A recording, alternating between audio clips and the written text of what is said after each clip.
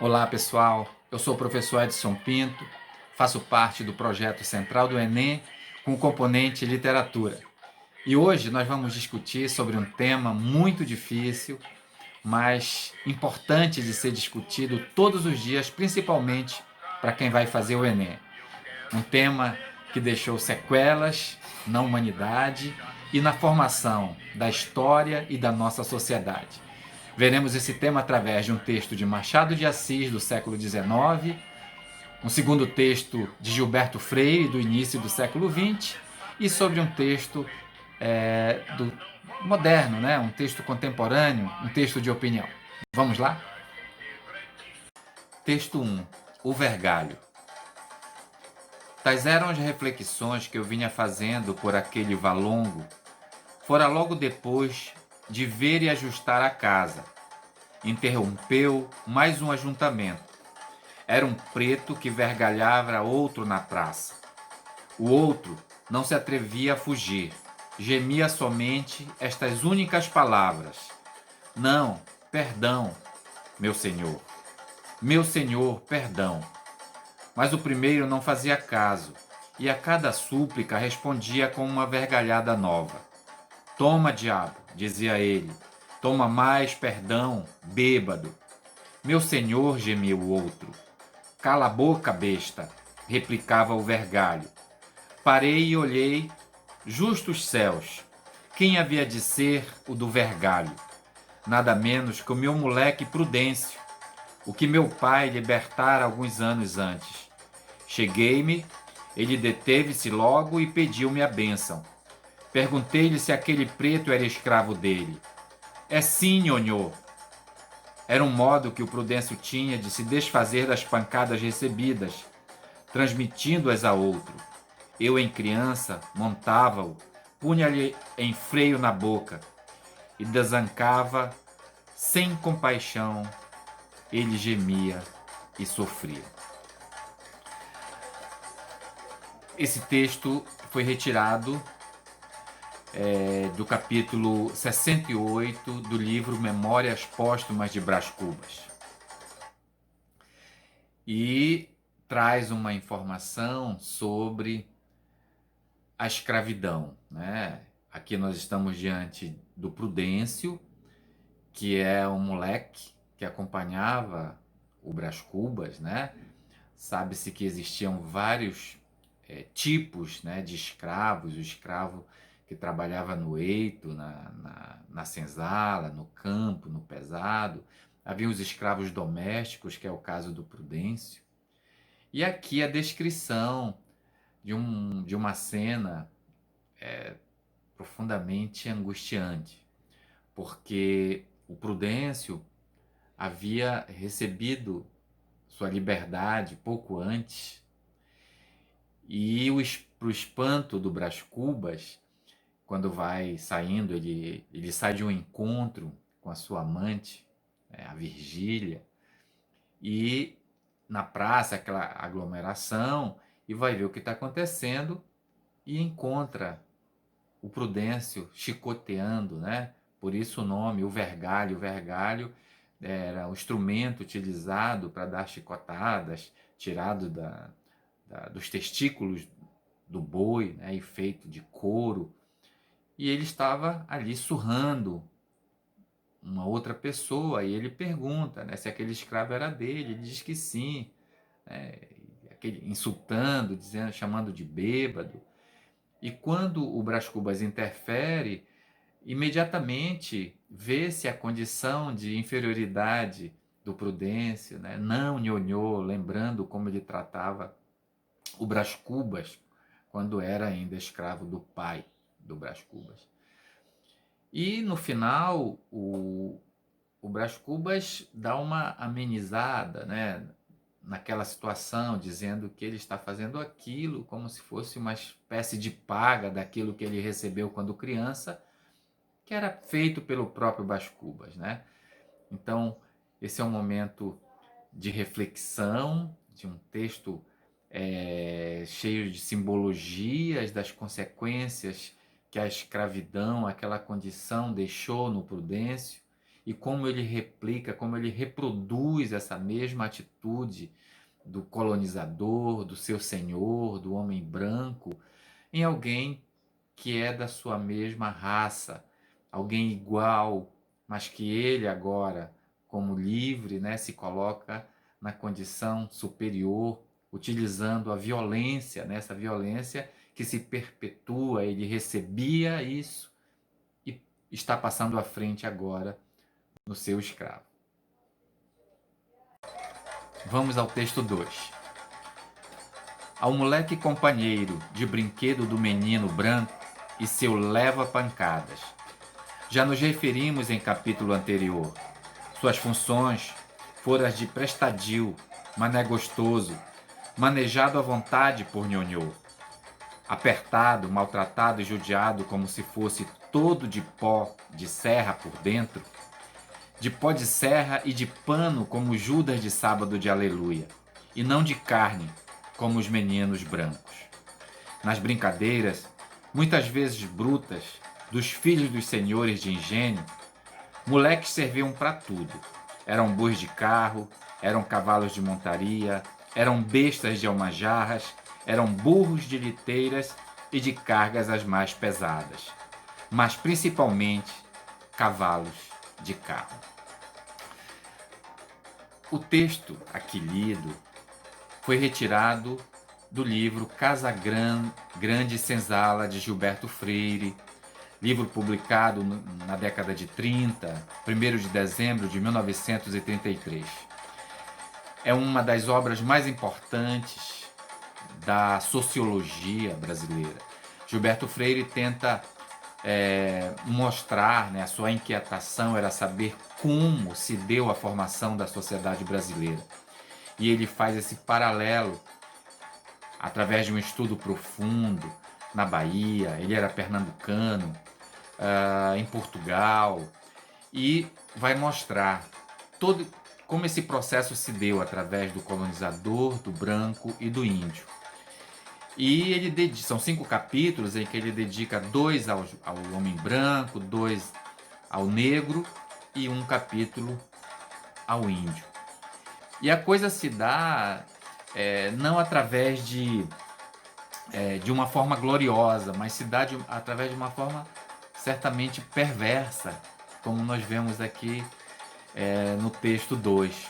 O texto 2 traz uma certa semelhança com aquilo que Machado de Assis colocou no texto 1, que foi exatamente a questão da violência que o Prudêncio aplica sobre o seu escravo. Aqui vê-se quando ele diz que o menino, né, servia para tudo, principalmente, né, para cavalo de carro. Ou seja, essa violência também é descrita no ensaio, no estudo científico, né, baseado em documentação, em que se aproxima muito daquilo que Machado de Assis escreveu. Machado de Assis nos dá aquela versão no século XIX. Gilberto Freire, na década de 30. E vamos ler um terceiro texto, um texto contemporâneo, em que surge uma pergunta sobre essa relação, nessa formação, dessa violência em que o negro foi colocado na sua condição de escravo. Agora vamos ao texto 3. O que mudou para os negros depois de 132 anos de abolição da escravatura? Estamos completando 132 anos de abolição da escravatura. Parece muito, não é?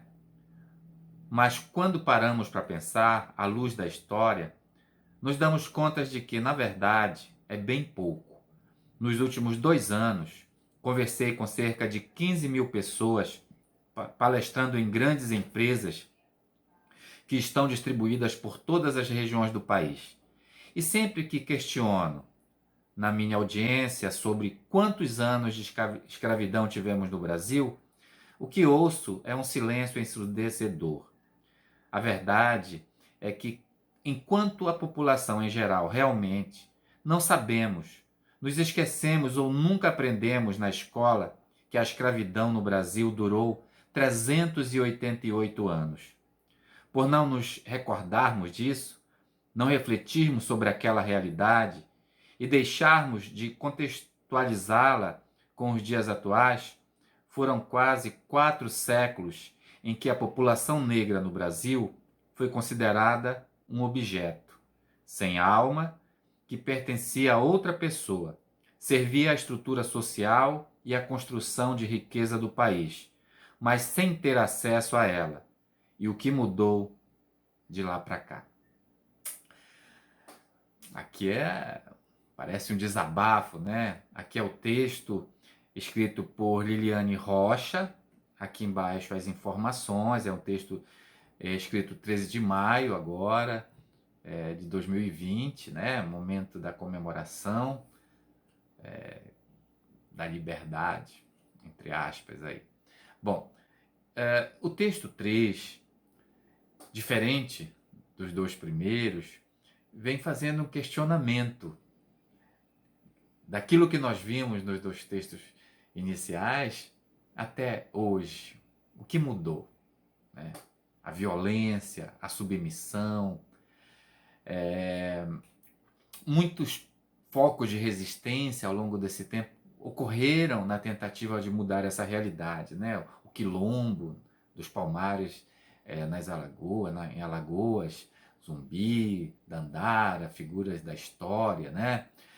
E diante dessas resistências a essa condição, a tristeza de saber que o Brasil foi o último país da América Latina a passar a ver, né, essa situação como algo negativo, ou seja, aceitar o fim da escravidão.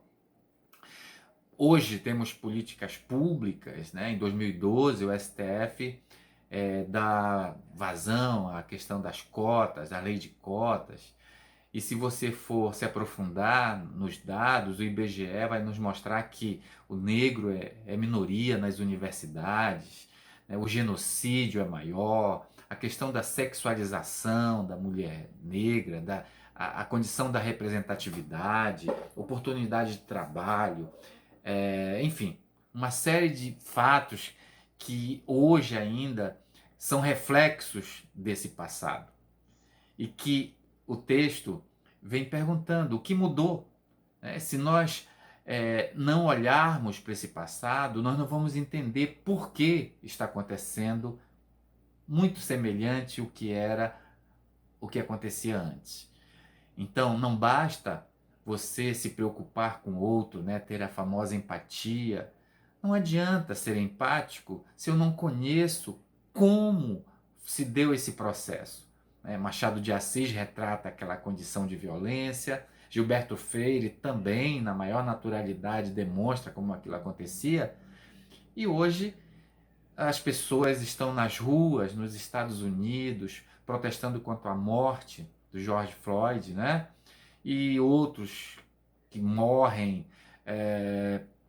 sem explicação alguma, né? As cadeias estão entupidas de pessoas de cor e por aí vai, toda essa discussão. E a nossa prova, com certeza, deve se preocupar também com isso. É uma questão social séria.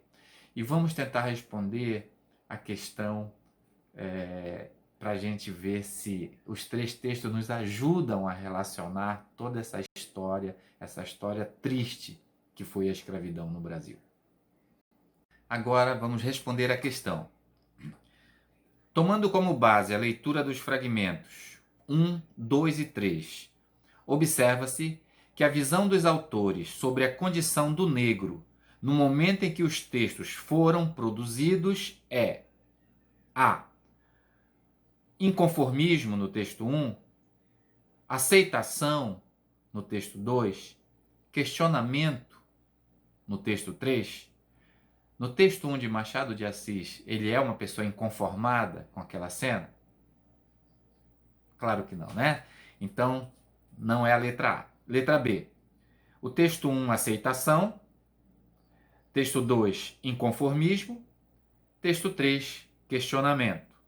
Texto 1, aceitação, tudo bem. Texto 2, inconformismo. Gilberto Freire apenas descreve a cena sem questionamento nenhum. Então, não pode ser a letra B. C. Texto 1, subserviência. Tudo bem.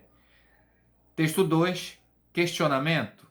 Também se encerra aqui, que já sabemos que não há questionamento por Gilberto Freire em relação àquela descrição. Letra D. Texto 1, aceitação. Ok. Texto 2, descrição. Me parece que sim também. Texto 3, questionamento. O texto 3 faz questionamento. Também está muito próximo daquilo que os três textos tratam. Mas vamos ver a letra E. Texto 1, questionamento.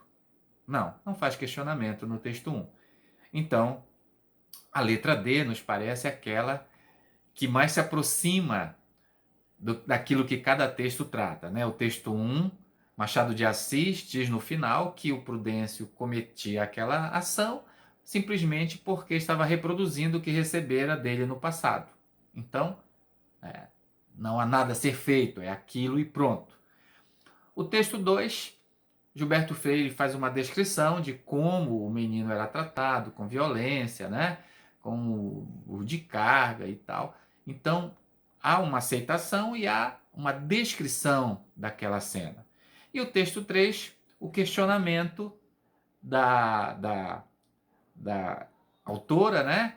Em que ela faz a pergunta, o que mudou de lá para cá, o que é que mudou? Mudou alguma coisa? Sim, muitas coisas mudaram, mas outras permanecem. Então, a letra D é a nossa resposta. E eu termino aqui com essa música que eu acho muito legal, e é da minha escola também, que fala da liberdade. E essa liberdade, não só a liberdade daquele momento, mas a liberdade do homem, a liberdade humana, a igualdade humana. É isso que nós devemos primar pela nossa condição de ser humano. Até a próxima, um abraço aí.